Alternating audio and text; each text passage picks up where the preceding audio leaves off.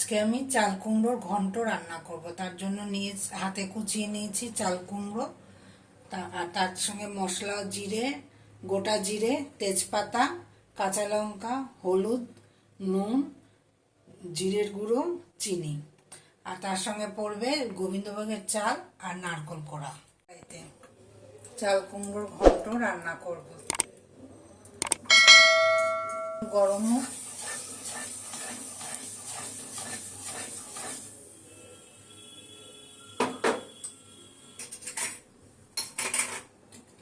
সামান্য পরিমাণে জিরের ফোড়ন,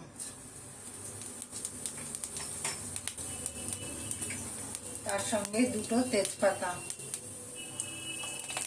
দিচ্ছি।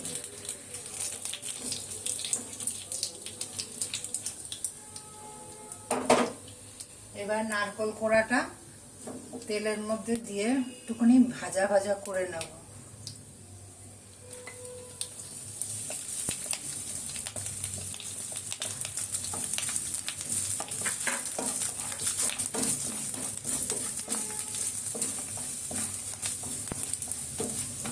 একটু লাল লাল ভাজা হয়ে গেলে তারপরে গোবিন্দভোগের চালটা দেব।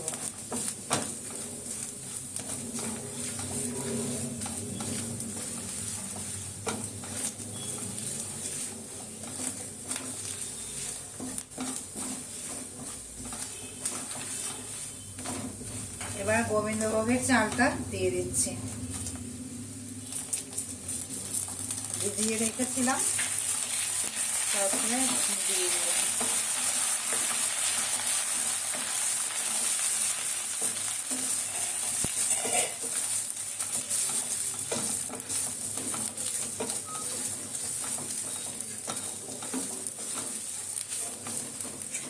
এবার চাল কুমড়োটা দেব।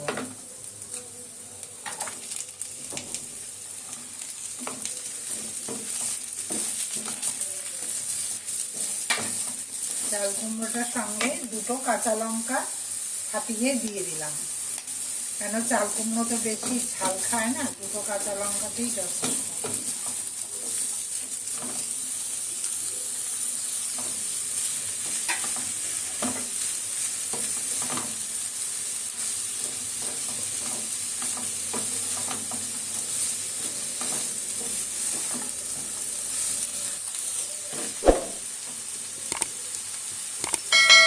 এবার পরিমাণ মতো সামান্য নুন দিয়ে দিলাম, তার সঙ্গে হলুদ,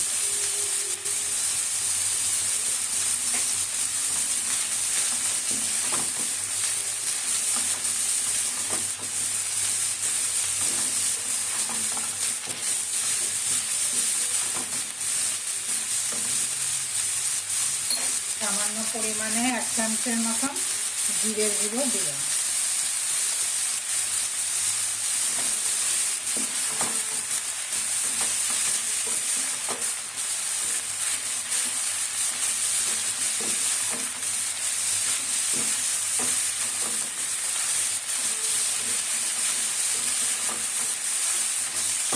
চাপা দিয়ে দেবেন, গ্যাসের আঁচটা কমিয়ে একটু চাপা দিয়ে তারপর জল দেব।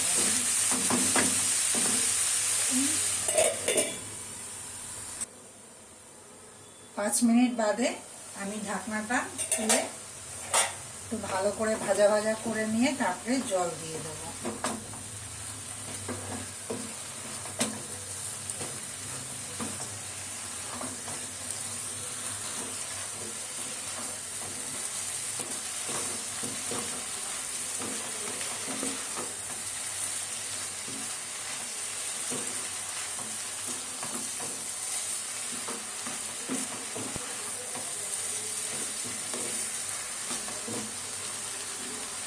সামান্য পরিমাণে জল দিচ্ছি, এগুলো একটু সেদ্ধ হওয়ার জন্য। 10 মিনিটের মতন চাপা দিয়ে রাখি, আঁচ কমিয়ে দিয়েছি। আমি একটু ঢাকনাটা খুলে দেখছি যে চাল আর চাল কুমড়োটা সেদ্ধ হয়েছে কিনা। ঠিক মতন সেদ্ধ হয়নি, এবার আরেকটু চাপা দিতে হবে। চাপা দিই, ভালো মতন একটু সেদ্ধ হোক, তারপরে আমি মিষ্টি চিনি দেবো। একটু চাপা থাক, 10 মিনিটের মতন চাপা থাক। 10 মিনিট হয়ে গেছে, এবার আমি দেখছি সেদ্ধ হয়েছে কিনা। মোটামুটি সেদ্ধ হয়ে গেছে। এবার দিচ্ছি যে চাল কুমড়ো তো একটু মিষ্টি মিষ্টি খায়, বেশি তো ঝাল খায় না কেউ, তাই জন্য একটু মিষ্টিটা একটু বেশি দিলাম।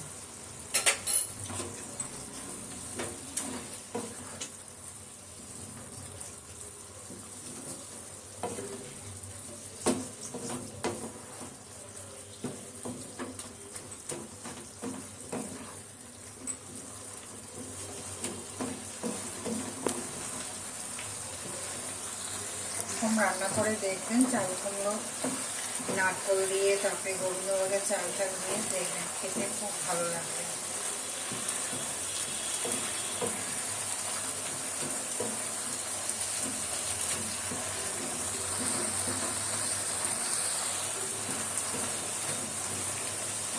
এবার ঝোলটা শুকিয়ে গেলে আমি নামিয়ে দেবো।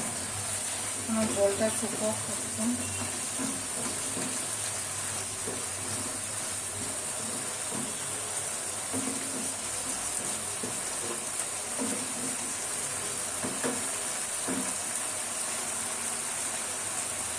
হয়ে গেছে, মোটামুটি হয়ে গেছে। এবার আমি নামিয়ে নেব।